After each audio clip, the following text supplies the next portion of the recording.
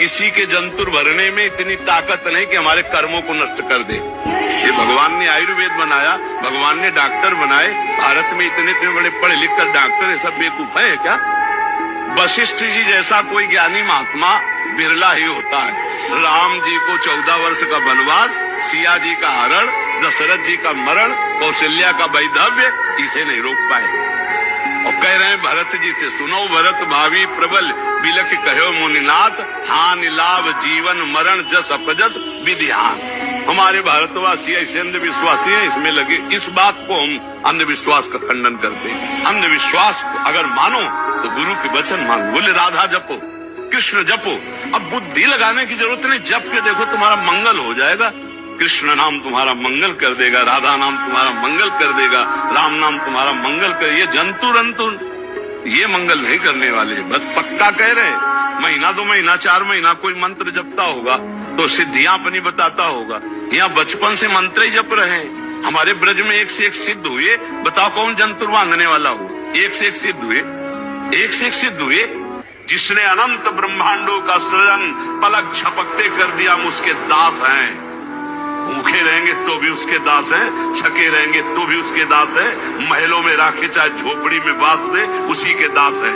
हम लोगों की ट्रेनिंग इसी बात की होती, कभी घी घना, कभी मुट्ठी भर चना, और कभी वो भी ना बना तो भी जय हो जय हो।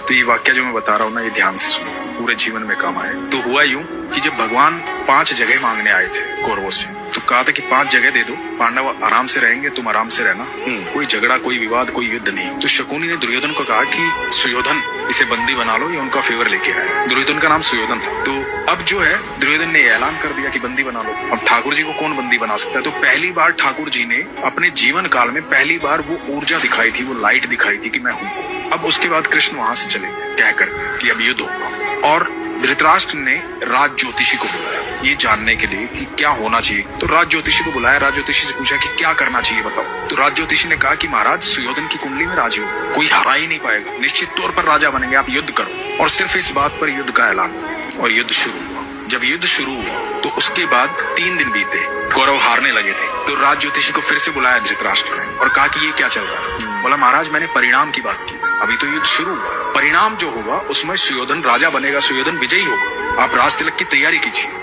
ठीक है। अब धृतराष्ट्र लगातार चिंता में था। 8 दिन बीत गए, आधी सेना निपट गई थी कौरवों की। अब ये दिखाई दे रहा था साफ साफ कि कौरव हार जाएंगे, पांडव जीतेंगे। तो फिर से बुलाया गया राज ज्योतिषी को। धृतराष्ट्र बैठे हुए हैं, महात्मा विदुर बैठे हुए हैं, और राज ज्योतिषी को पूछा गया कि भाई ये क्या हो रहा है। तो कह रहा था कि सुयोधन राजा बनेंगे, अब तो 8 दिन बीत गए, आधी से ज्यादा सेना निपट चुकी है हमारी। तो पता है राज ज्योतिषी ने क्या कहा था कि वहां कोई है जिसने नक्षत्रों की दिशाएं बदल डाली, कोई है जो समय और परिधि से परे है। हाँ। कोई है वहां। तो विदुर ने कहा था कृष्ण है वहां। हाँ। तो जिसके साथ कृष्ण होते हैं ना, अनंत ब्रह्मांड के सारे नक्षत्र, सारे ग्रह उनके चरणों में हैं। बिल्कुल।